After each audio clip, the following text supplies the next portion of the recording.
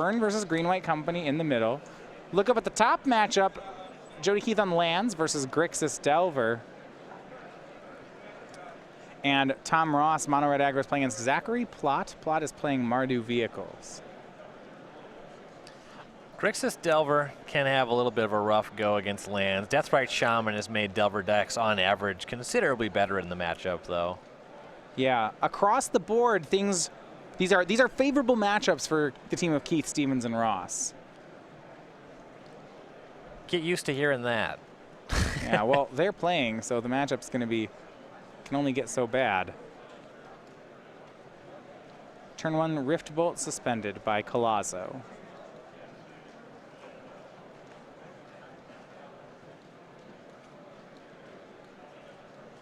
Here, take a look. Gonna see our first look here at Todd's deck. Now, the Ramonep Excavator Azusa part of his deck, while innovative, is actually not going to be his go-to part in this matchup. Yeah, against Burn, he's really going to want to find some of these Courser of Crewfix, of which he plays 4, these 2 Kitchen Finks, 2 Scavenging Ooze. This stuff is all quite good in this matchup. Voice of Resurgence on turn 2 from Todd. Manny has to decide where to point Rift Bolts, and you don't really want to have a go at Voice of Resurgence, so how about at Todd? He's at 16. Yep. Just got to go upstairs again and again and hope it's good enough. Steven's deck just generates so much toughness. Yeah. Especially creatures like Voice of Resurgence and Kitchen Finks that just come back. Right, and this puts pressure on the Burn deck because cards like Goblin Guide, Eidolon of the Great Revel, and Monastery Swift Spear oftentimes don't convert for points of damage. Right. Yeah, the creatures are looking mighty bad in this matchup. Boros Charm is fine. Last time we saw Todd play this Green-White Company deck, he had a couple copies of Dromoka's Command, so there's Manny has that going for him. There's none of that this weekend. Yeah, there's a lot else to like, though. Yeah, here's Eidolon of the Great Revel from Manny.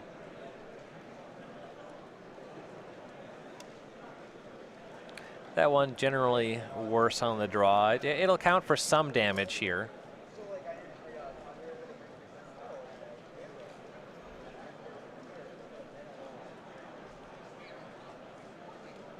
Eidolon, and yeah, here's Courser of Crewfix from Todd, showing another Voice of Resurgence on top as he swings for 2.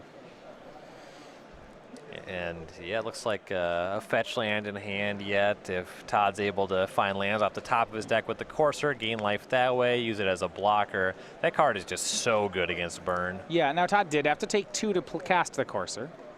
He'll be making that up. Yeah. Manny, remember, he needs to main phase his Burn if he wants to cast it. He doesn't want to do it on Todd's turn. Yeah. You do not want to cast spells on your opponent's turn when they control Voice of Resurgence. You will reward them with an XX Elemental token.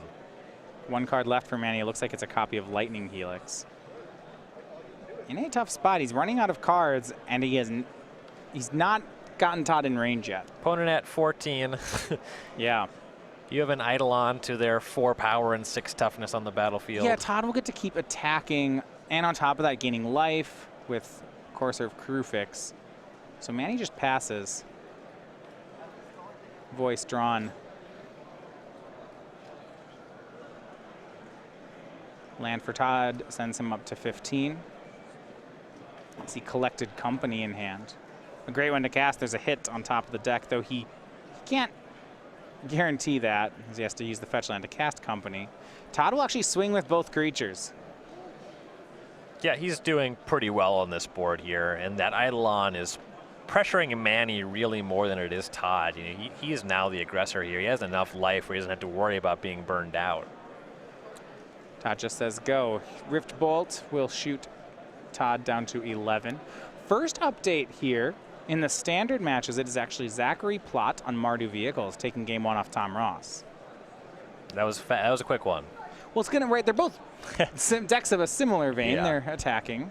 Should all be quick ones on the front table there. The Mardu Vehicles deck generally a little bit bigger than what Tom brought to the table. Yeah. Well, in red mirrors, being just a little bit bigger is a great thing. Yeah, it generally behooves you. Heart of Kiran, really good attacker and a blocker in the matchup. Stuff like Scrap Heap Scrounger is not going to be great, but most of the rest of the deck is. Yeah, if you can survive to Gideon, it's going to be a good matchup, and you probably can survive to Gideon.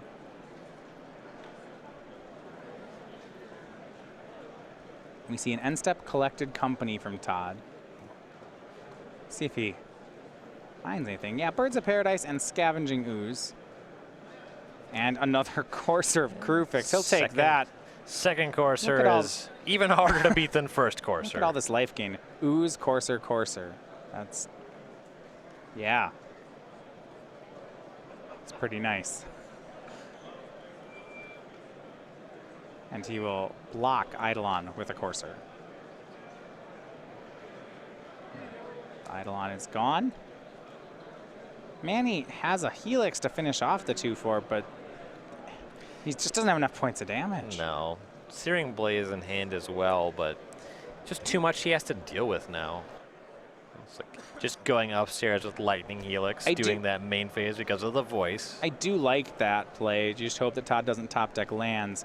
Now, the crafty side of things, as you see Todd is going to play Ghost Quarter and go to 11, is that Todd can actually start Ghost Quartering himself if he's really worried about burn. If he gets desperate, yeah, just go search up a land, gain life off your Courser triggers. Nowhere near that in this game. Collected company from Todd. He's on Azusa on top of his deck. This is going to be fun. Kitchen Finks and Azusa. He left up Ghost Quarter. He may play. I guess he doesn't have the Ramanap. He'd found Ramanap Excavator. That was going to be real nice. Right. It can match up really well with Courser or Crewfix if you find multiple lands on the top of your deck. Yeah, and Todd's going to Ghost Quarter himself. Land into play, gains 2 more. Question is, how long can Manny watch this for? Yeah. The game's over. Oh, yeah.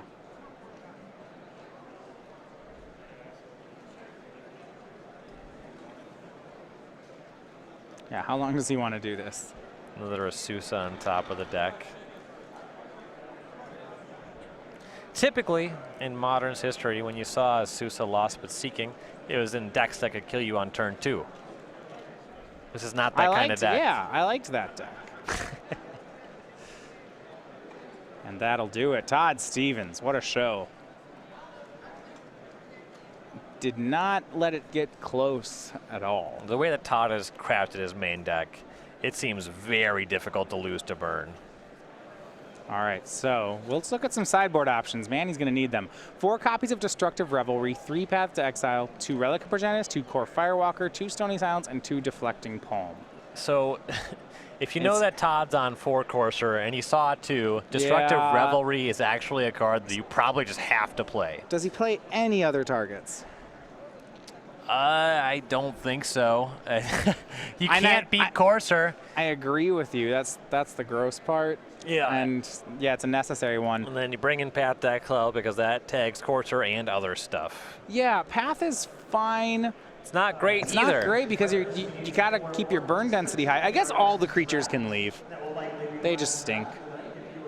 Maybe Goblin Guide because you're on the play. You can keep him and just nothing else. Sure.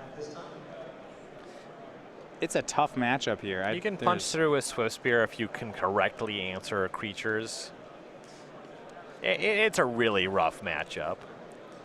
You want to bring in Destructive Revelry and draw exactly as many copies as Todd draws Courser. Right. Between 0 and 4. I can't imagine you're bringing all 4. It's like 1 or 2 of that card. All right. Looking over at Todd's sideboard, I don't assume he'll have much here. His main deck's great. Engineer Explosive, Surgical Extraction, Stony Silence, Whisperwood Elemental, Kasali Pride Mage, Linvala, Keeper of Silence, that's the 4-mana Linvala, Kataki, War's Wage, Sigarda, Host of Herons, Aven Mind Sensor, the 3rd Ramanap Excavator, a Blessed Alliance, and a Reclamation Sage. Blessed Alliance is great. Yeah. Gain 4 life, wing shards your opponent. That one's really nice. You might bring in the other Ramunap Excavator over one of your more lousy creatures because it's a 2/3 and it does some blocking, but mostly just looking at Blessed Alliance. Yeah, it might actually, in this matchup, be the lousy creature. Yeah. So yeah, that's true enough. You can bring in Kasali Pride Mage as well because a 2/2 trades with most stuff and can destroy Eidolon with a Great Rebel. Yeah. I'm ready for a second game. Jody Keith and Mike Warren still in game 1.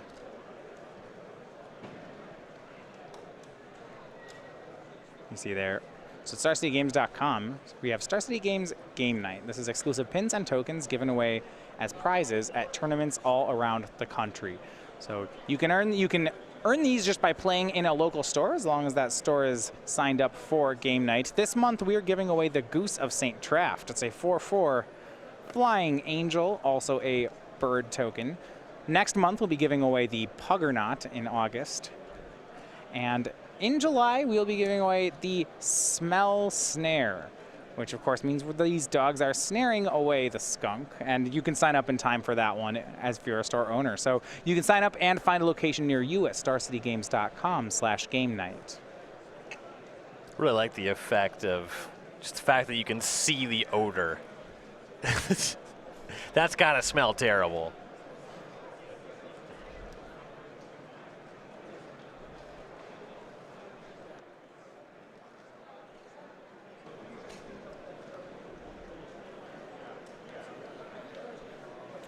Manny will be back on the play here for game number 2, or rather he will be it's the first time be on the play. It was on the draw for the first one. It's nice being on the play, but the way Todd's configured his deck, you're really just kind of hoping that Todd mulligans a lot. It's not pretty, but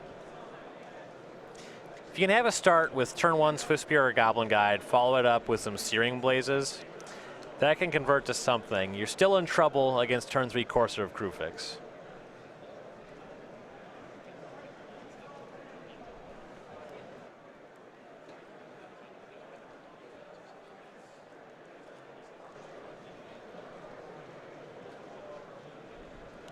Yeah. What I would look at, I think, from the burn side, generally in creature matchups, they are counting on cards like Searing Blaze and Searing Blood to help them curve out with burn while mitigating damage. A concern I have here is that Todd doesn't have that many good targets for these cards. Yeah, when you have sticky creatures like Kitchen Finks, Voice of Resurgence, when you have 4 toughness creatures in Courser Krufix, and typically 4 or more toughness creatures in Knight of the Reliquary, it's really hard to convert these cards. The idea is not just that they deal damage, but they also kill a creature and clear the way for your attackers. And they just don't line up well here. Over in Standard, Tom Ross evens things up. Mono red aggro will send him to game number 3. Play draw just has to be important in that matchup. Yeah, it's a red mirror, I would think so. One of the more difficult parts is that when you saw Tom Ross's list earlier, a lot of times in a red mirror you try to go a little bit bigger. Yep. I don't know that Tom can take that attack in that matchup. Right, and that's where being on the draw is really unfortunate for him. Yeah.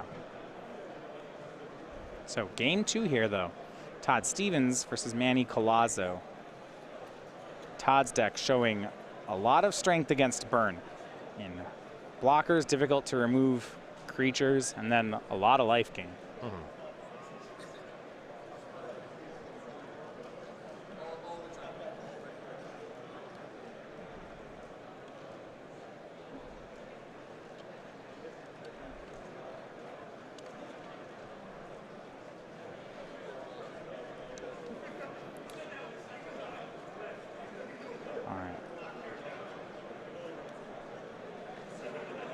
Looks like Eidolons have stayed in for Manny.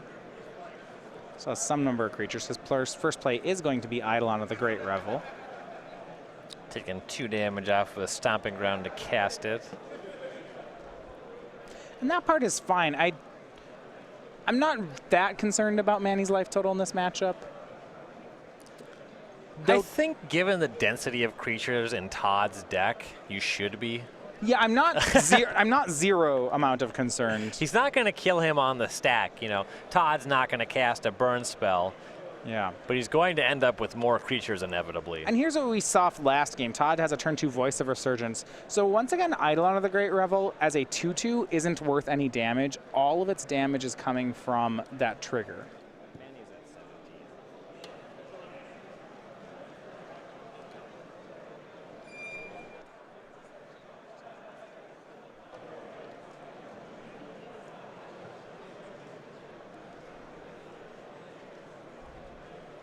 Yeah, I guess if Manny's plan is to dump his entire hand into Eidolon and his entire hand costs 1 and 2, then I'm worried. Yeah, and it looks like his third land here is Sacred Foundry as well. He plays like something like Sacred Foundry, Skullcrack, Lava Spike. That, okay. Yeah, even if he had Searing Blaze here, which is like his best card in this kind of matchup, because it's Voice Resurgence, he doesn't even really get to punch through meaningfully. Yeah. Well, he'd get to swing this turn, but he'd take a hit on the way back. Right. So it goes to 15 for Sacred Foundry. You see Skullcrack, Boros Charm, Lightning Bolt, Lava Spike. These are good cards. Sure. The Eidolon's not helping him any. So here's Lava Spike. Todd goes to 14.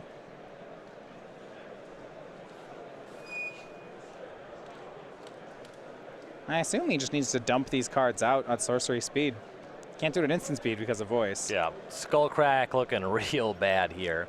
Part of that is that Todd, with the 4 coursers, he has a lot of just life gain that is in slow increments. Yeah, Skullcracking a courser isn't that good of a swing. Yep. The fact that he just can't leave it up without giving Todd an Elementals token is very unfortunate as well. Yeah, and you look at Boros Charm, right? Manny's at 11 to Todd's 10. Yep. I'm not liking Eidolon in this matchup. And Manny did all of that damage to himself. Beat himself up with lands and spells. 5 damage off lands, 4 damage off spells. Ghost Quarter, Courser of Crufix from Todd. And that's game. Goes I suppose to 8. Todd is at 8. If Manny has 3 1-mana burn spells, that would stop Todd from being able to cast more spells without making land drops. Game 1 goes to Jody Keith on lands, defeats Grixis Delver.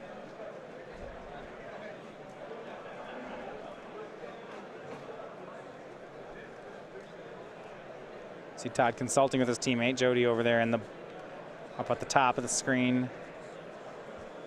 And never mind, the Courser puts him at 8. Yeah. So yeah, double Boros Charm or 3 1-mana spells would do it here. No, he still has Lightning Bolt. He has Lightning Bolt and Skullcrack. Yep. Remember, Manny goes to 5 just casting those. Yep. Got to figure that the plan is to end step both of those at Todd, make it so that one player is winning the game that turn.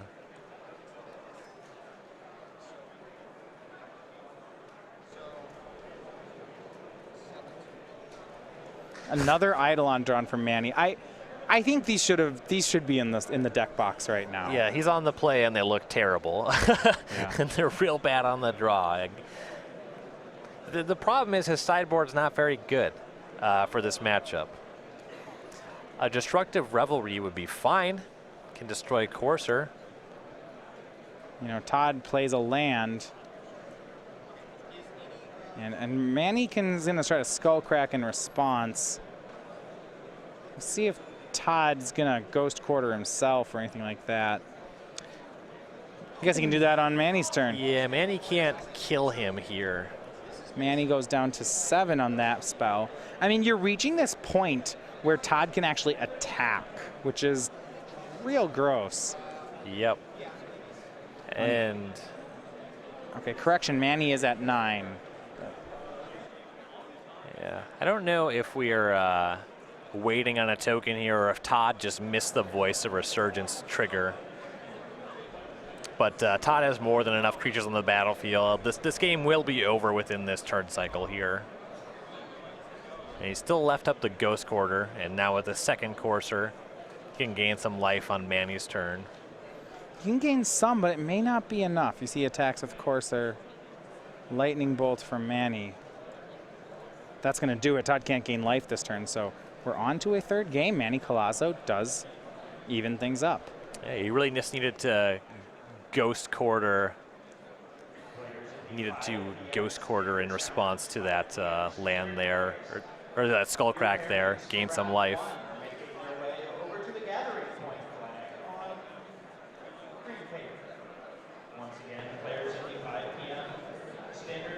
So, third game apiece. There was some hesitation there, so Todd's cards should line up good for this matchup. They felt a little slow, even though, you know, he did end up actually losing that game. Courser of Krufix is a really nice anti-burn card. I don't know, what happened there? It seemed like Todd was going to win. Yeah, the Skullcrack stopped the life game there. Todd cast that second Courser that put him in burn rage. Part of what was happening is Todd didn't know that Manny's hand was as bad as it was, given that Eidolon being a dead card. Waiting until he could be sure that he could gain a good amount of life might have been the play there. Casting the second Courser did seem a bit ambitious. Yeah, it's the thing that down the line that would pay dividends, but he just needed to survive this turn, maybe not give free damage. Right.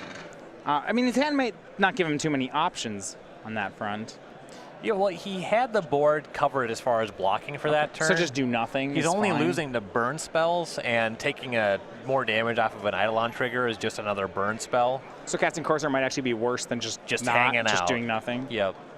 I guess he never gained life off that Courser. Right. So it was just, it was a burn spell on himself, is how it played out.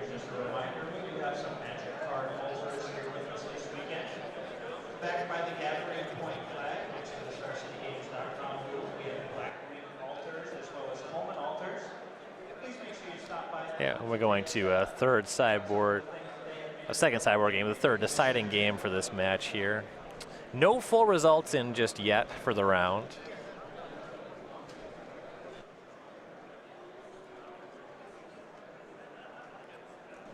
Yeah, actually no full matches finished. Tom Ross and Zachary Plott on game 3 over there in Standard.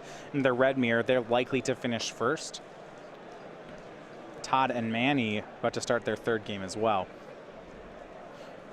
So Star City Games, we also have our invitational qualifiers around the country. These are ways to get yourself to the SCG Tour and to the SCG Invitational.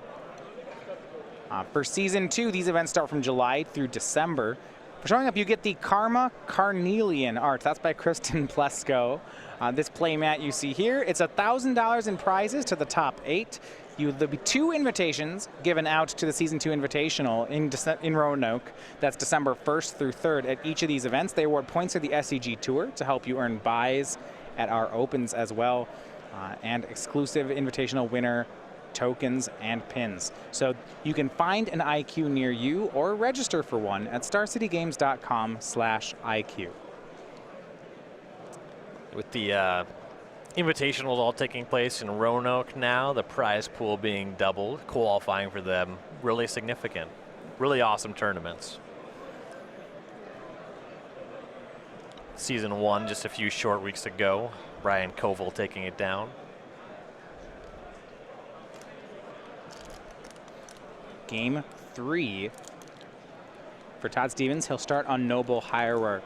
If you'd watched the first 2 games, you'd forget that Todd's deck actually has 7 mana creatures, 4 Hierarchs and 3 birds. This is his first game that he's seen one. Yeah, previously his plays on turn 1 was fetch, find a tap, shockland.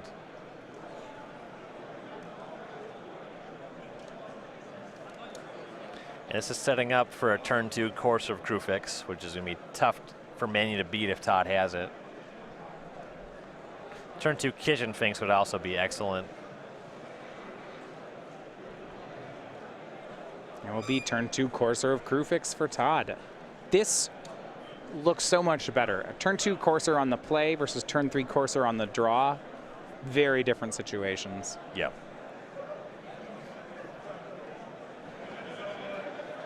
And this one, it's just going to be hard for Manny to get around.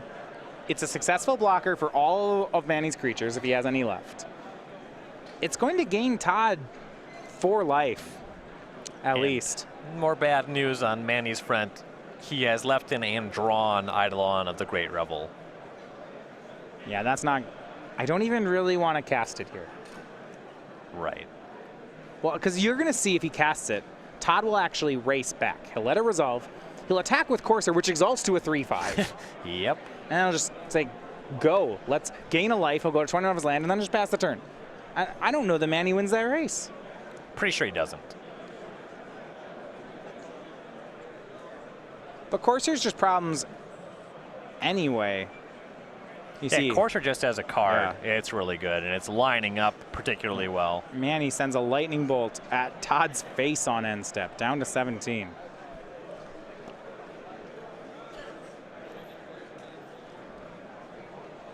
he had that turn 1, it should have gone at Noble Hierarch. Probably didn't. I mean, in this matchup, he just needs to win quickly. Maybe bolting the Hierarch can enable you to do that. Yeah, you're right. Actually, it doesn't matter. It's just not a good...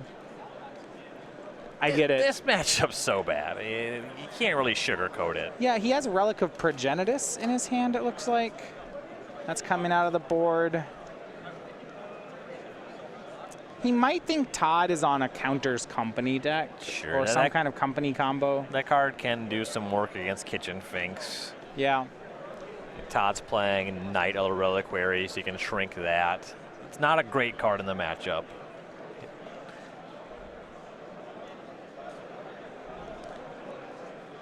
Shut off those Ramunap excavators. Though. There you go. It's really not the matchup for that. Searing Blaze at Noble Hierarch will deal 3 more. Todd's down to 14. And yeah, same credit. I actually really do like the burn, the lightning bolt going straight at Todd. It's not the game plan he wants, but it might work. See Todd up to 15, back down to 14 on a fetch land. And I think we're seeing another Courser of Krufix. And back up to 15.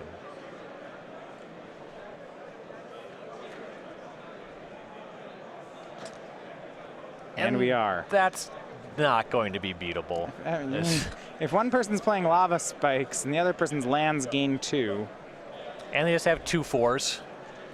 Yeah. Against your 2 2s.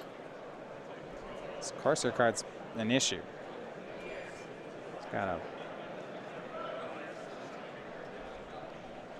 Man, he's got heart, though. Gonna see if he can cobble something together here.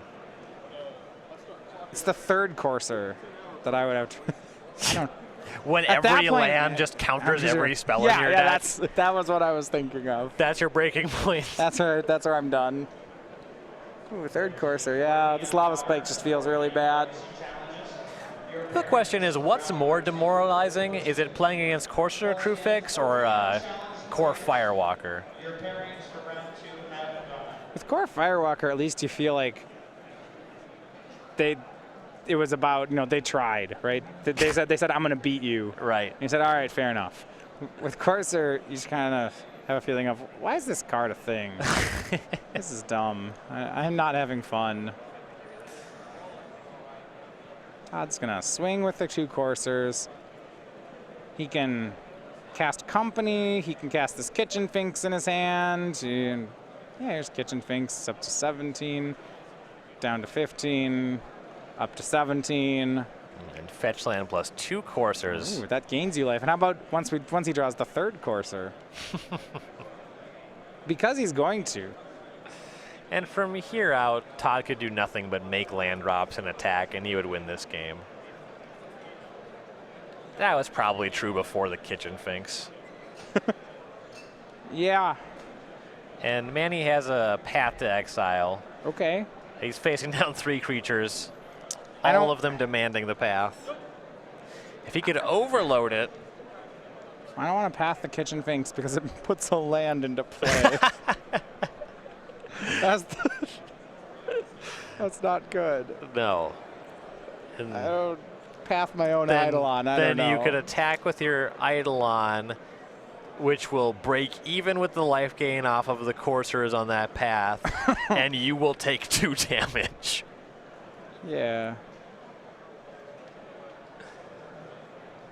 All right, that's the play. Let's path this Kitchen Finks. Is Todd going to get the land? Yeah, probably. Yeah, you don't need 3rd Courser. Oh, I want 3rd Courser. The need is... No, he'll take the land to go to 19.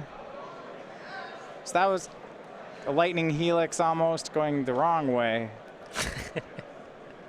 Back down to 17. It's just... Yeah. Ugh.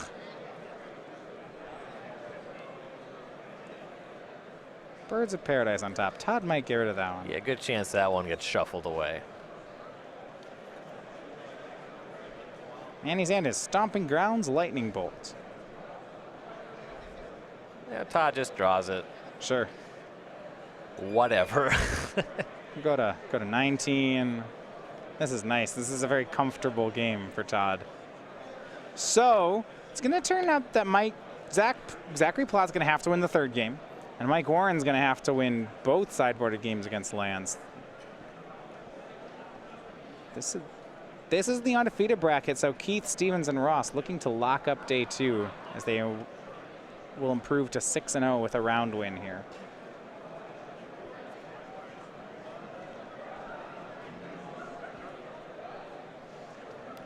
Manny just has another land in Lightning Bolt.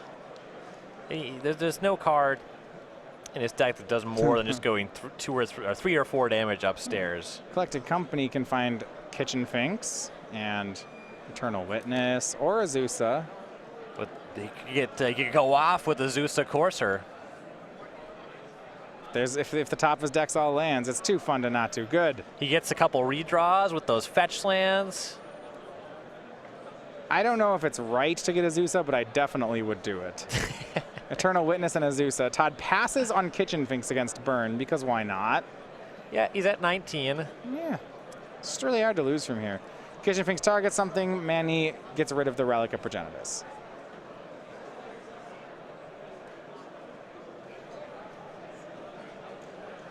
Todd is looking for more. Goes to 21. Gain some life on the fetch land. Yeah, back to his starting life total with 2 courses on the battlefield. Yeah. See if there's no more lands on top. He can play all of them thanks to Azusa. Some of them. Not all, but yeah, I mean. Good amount. Manny with the very careful shuffle. Knight of the Reliquary. Nailed it. Good cuts, Manny. All right.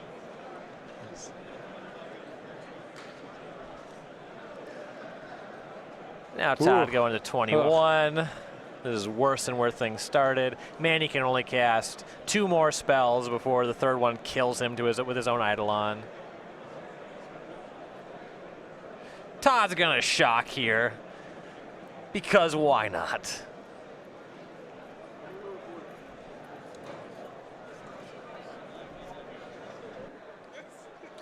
I think still has Voice of Resurgence in hand that he can cast next turn. And there's Wooded Foothills. Getting gain 2 more life. Get him another look at a land. Another shuffle if he wants it. Find another land. There we go. Crack the Wooded Foothills.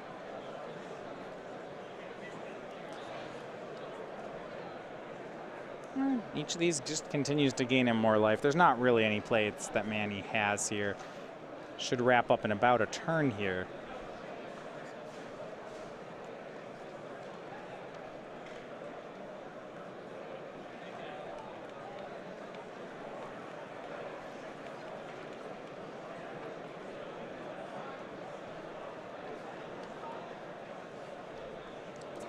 And there's Voice Resurgence. That makes it so Todd just has lethal attack on the following turn. Manny can't cast spells. His life total is just too low. Looks like he just picked up another Relic of Progenitus. Stomping Ground on tap. Manny is just going to kill himself. Sure. And Boros Charm targeting himself. All right, so Todd Stevens is going to take the first match. Todd points out it's not exactly lethal. You went to -2 because you shocked. Right. You can't just miss those Eidolon triggers. That's your own effect. So it's not 0, but I'll accept it. Todd wins 2-1. So it is on Mike Warren and Zachary Plott to win their remaining games. We're going to look over at Standard here. Ross versus Plott. In the thick of a game 3, it looks like they have a large board. There's a lot happening here. All right, we're going to... We'll figure out what's happening. We're going to get the life totals. We're getting that from the judge right now. It's like Tom's making a big attack, and there's a lot of blocks. Wow. We have Hazaret being blocked by Night Ally. Falconwrath Gorger being blocked by Night Ally. We have, it looks like, a Gorger and a Kenra swinging for 2 unblocked. We have Built to Smash an Aethersphere Harvester. I think trampling it over the Harvester, but Harvester life links. And so does Shambling Vent. So they're going to trade away the cards, and then we're going to see what that meant. They're not, nobody seems to have died. Well, if Tom's at 6 here, his things are all tapped. Well, Tom was one with the Harvester, so he should have gained 6 life. Okay, there. so Tom gains the life. Okay, we'll get an update from the players on what's happening. Zach went to 4 on the attack, Tom went to 6, and Zach Plott gets the game. Okay, a little chaotic there to jump in on the last turn. It looks like Tom swung for a non-lethal win to, he was calling Zach on making the right block. Yep. Block was made.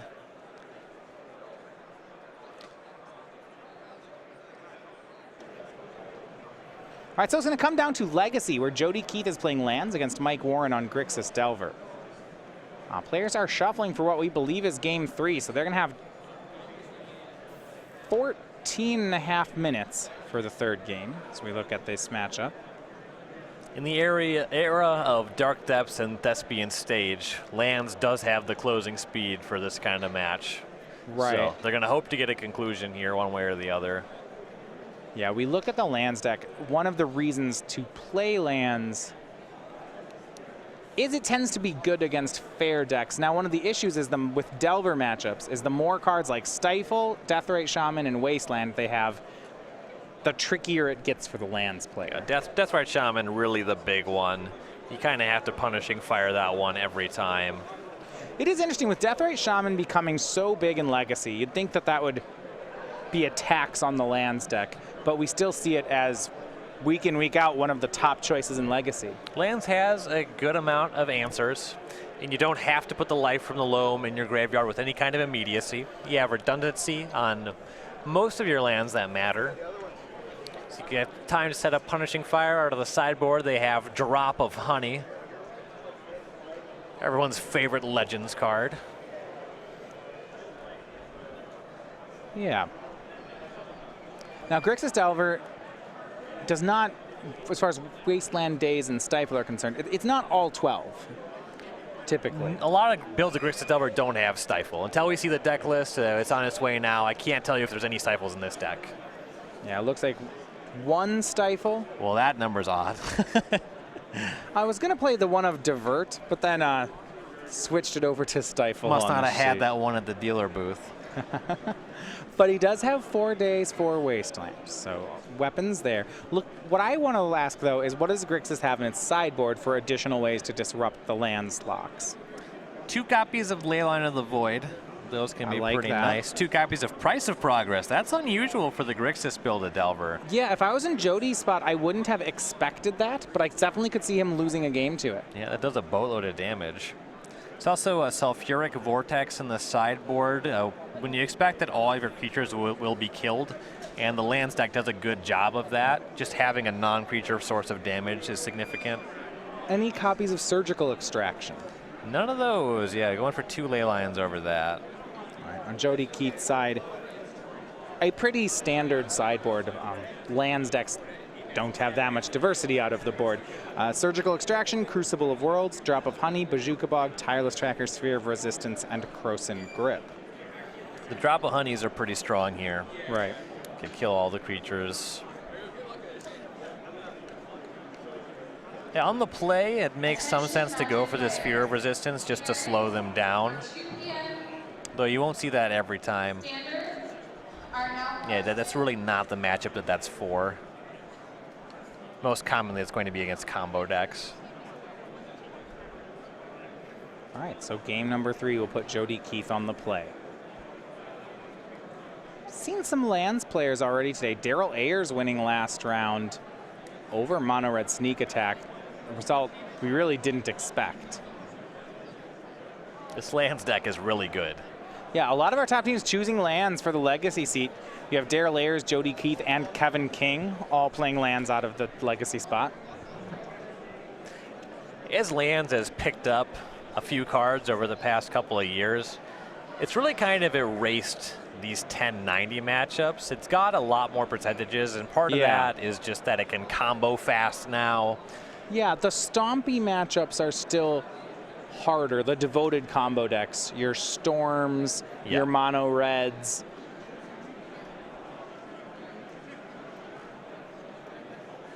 Your Goblin Charbelchers. Right.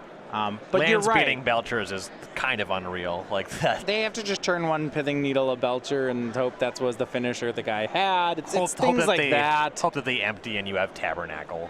Yeah. So turn one Exploration from Jody Keith resolves, no force of will. Mike Warren will start on a Delver of Secrets off Volcanic Island. Jody with a Ghost Quarter there. No basic lands in this build of Grixis Delver, and really every build of Legacy Grixis Delver. Right, so that's one of the dangerous parts of being on the draw against lands, is they can just keep you off balance for the whole game, meaning you don't get to play. It just takes something like Life from the Loam Ghost Quarter here to knock it out of the park. Mox Diamond discards Dark Depths, and then Jody plays Dark Depths. 2 land cards left in hand. We really need to see if one of them is Life from the Loam.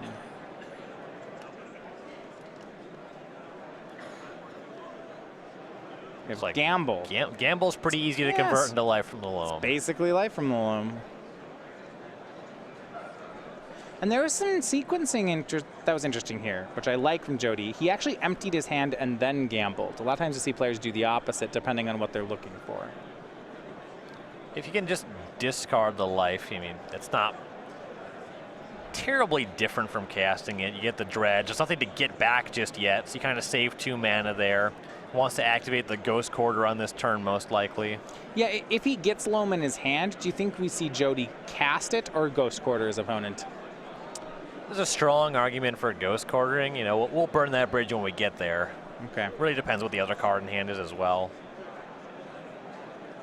Might be another Ghost Quarter. That makes it very easy. Hard to resist just aggressively quartering when you got them. If Mike has Force of Will, this gamble would be the spot. Yes. There would be no reason to let that one resolve. And that last card is Ghost Quarter. So we're looking for Surgical Extraction, which he said he doesn't have. Does he have some graveyard hate if Jody starts looping this Loam? Still just Leyline of the Void. That one costs 4. Can't cast that one. Mike may never get off the ground here. Can assemble Deathrite Shaman in theory. Okay. Well, he won't ever have the land for it. That's kind of the problem. Yeah. I mean, Exploration Loam and 2 Ghost Quarters is really bad news. So Loam was the card hit. And yeah, Jody will go ahead and Ghost Quarter away Mike's land. Delver does not flip.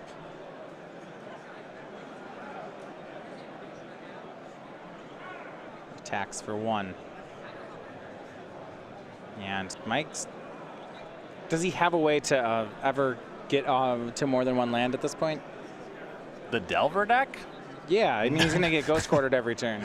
And that's just what's going to happen. He can play fetch lands and force Jody to be able to target them multiple times. Okay. And eventually Jody will be able to do that, but not yet. Yeah, he'll need access to another Wasteland or Ghost Quarter to be able to do that. He dredges Life from the Loam. He's going to buy back Maze of Ith, Dark Depths, and Ghost Quarter. And we'll see. Jody does have the option to just Ghost Quarter the Wasteland and then play Maze of Ith to make sure he won't take any damage on this turn. He doesn't really even have to. This Delver's not threatening to actually win the game. He Ghost Quarters the Wasteland. Sure, it's a 2-for-1 on himself. You see he loses his Dark Depths. Against his Life from the Loam exploration package. That's fine. It's just value that doesn't matter. And I'll play Maze of Ith. Stifle. That's what Delver will flip off of. That card does interact with Ghost Quarter for 1 turn. In a lot of games against lands, Stifle does kind of a lightning bolt impression. You stifle Maze of Ith, connect with your Insectile Aberration. Warren's too far behind. He's not going to be able to win this game. I mean, sure, that's a Lava Spike, and then now he needs 6 more. And this Stifle's a 1-of. He could stifle the Ghost Quarter here, which is probably what he'll do, is seek Jody dredging over both his drops of honey. Must not have been a factor in the second game. Warren giving it a read there.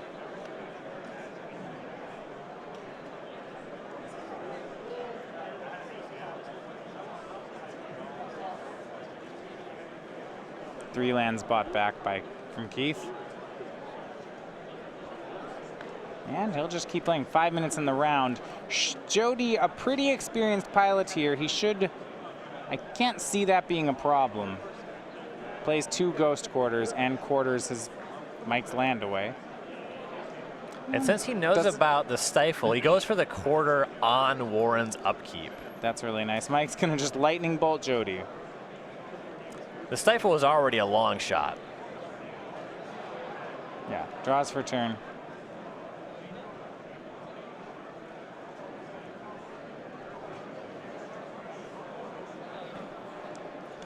Flooded Strand for Warren, but Jody does have double Ghost Quarter now. So if he wants, he can just go ahead and destroy that and the land it finds. And you see, he's going to continue casting Loam. Gets back another Ghost Quarter from the yard. Until he finds Thespian Stage, there's no compelling reason not to just continue to Ghost Quarter. You see, before casting Loam, he's going to go ahead and target the Flooded Strand, which Mike will use to find another one. This way his Loam gets back all 3 Ghost Quarters. And this is the 3rd Volcanic Island that Mike Warren has gotten. So when Jody Ghost Quarters that, there will be no Volcanic Islands left in his deck, which means no red mana. Spell Pierce did hit the life from the Loam here, so Warren gets a land for his turn. But there's really not much you can do with it. I mean, how many Spell Pierces does he have? Can he? How many turns in a row can he counter the Loam? Well, there's 2 Spell Pierces in the main deck. There's no additional in the sideboard. The other thing is he still has to answer the Mazavith to make that even matter. Have to draw Wasteland. His Stifles are live right now. His Stifle? Or not Stifle, his Dazes. His Dazes are live. Jody does not have a 3rd mana producer in play. He'll try for Loam again on the Ghost Quarters. Is there a Daze? No. Well, that was really his last window, and this time it got back Ghost Quarter, Thespian Stage. Seems fine here for Jody Keith. Yep. And that was his last window for a small margin, you know, not even for a big game-breaking play. 2 quarters from Jody. He'll get rid of the Volcanic Island. No more red mana in Mike's deck. Outside of Deathrite Shaman.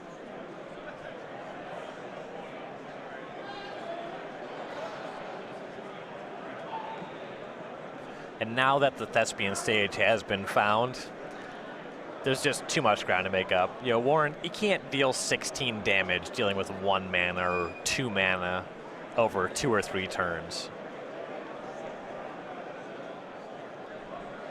Jody will have to close quickly, though. 2 minutes remaining in the round.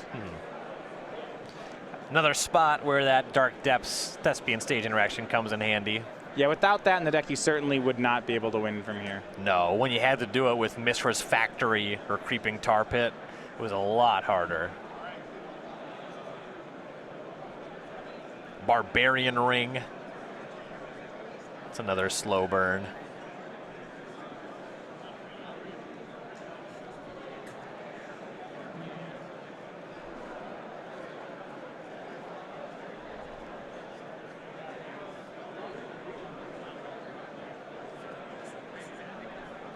Ponder here from Warren.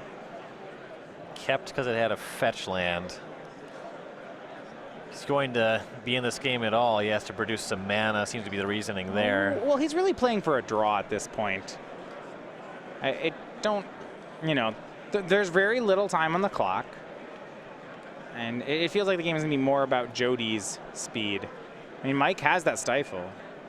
Jody can't make the 2020 until that happens. Well, gets stifled this turn and then does it again next turn. Well, and then he has to attack another turn, and it looks like we're gonna hit turn 0 really quick here.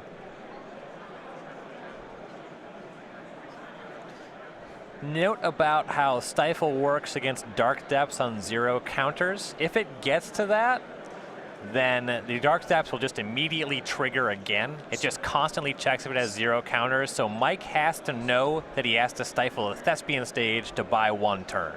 Sure. And Thespian stage will copy Dark Depths. Jody going for a win here. Warren moving like he knows it. Well, he knows he's supposed to play the Stifle. We'll see if he targets the right thing.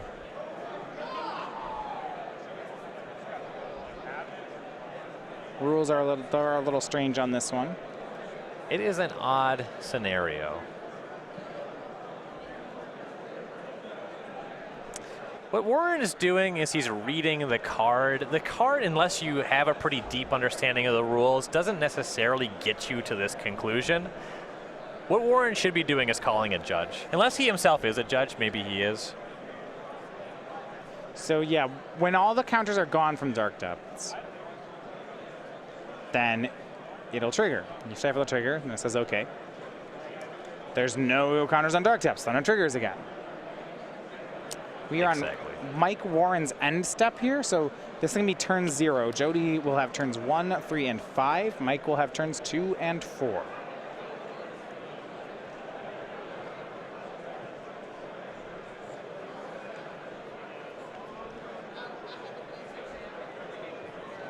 Yeah, waiting on a judge ruling then on this. Mike wants to make sure he knows the interaction. So he's going to stifle the Thespian stage trigger. So Jody's turn 1 here.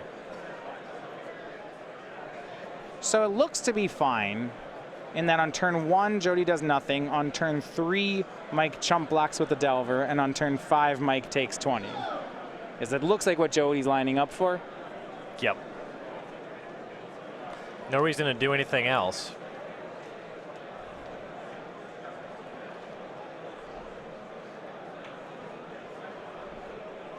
Jody's able to produce a punishing fire. Doesn't even have to worry about the blocking turn. Yeah, plus a Grove. If he just draws punishing fire, it kills the insect. Yeah.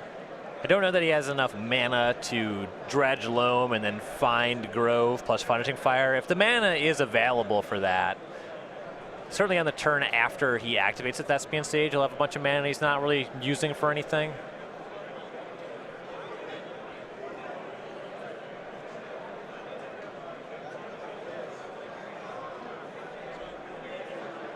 And Jody just draws.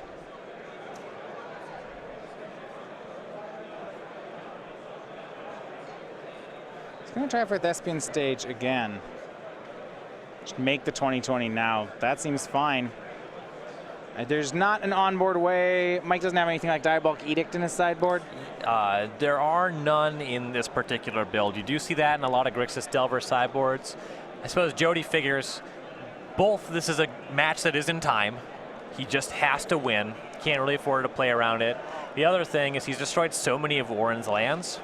The odds of there being a second mana source and a Diabolic Edict, it's just not going to happen. Well, Mike's going to play out a Delver of Secrets, and he's looking to flip that and chump block to the draw. I'll cast Cataxian Probe. And Jody doesn't have an answer at the ready for that.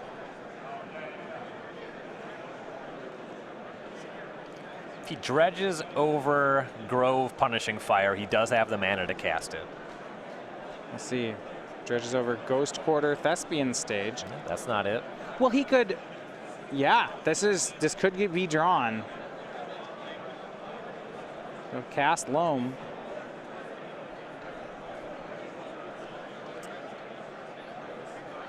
There's no way for him to control 2 Merit Lages. That one is legendary. Gets back some very nice lands.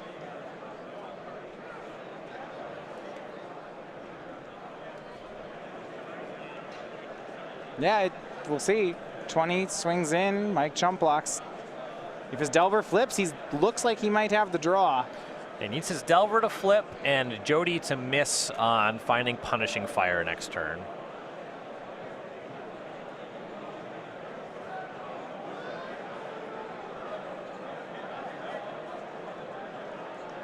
And at that point, something like Tabernacle doesn't even do it because there's no upkeep. Right. And Mike, does it flip? No. And that will be the match. So the team of Jody Keith, Todd Stevens, and Tom Ross, they win the match and the round. They improve to 6-0, staying at the top of the standings. Yeah, a little bit of tension at the end there regarding the conclusion, but in an on-time round, Keith would have had that one easily. Yeah.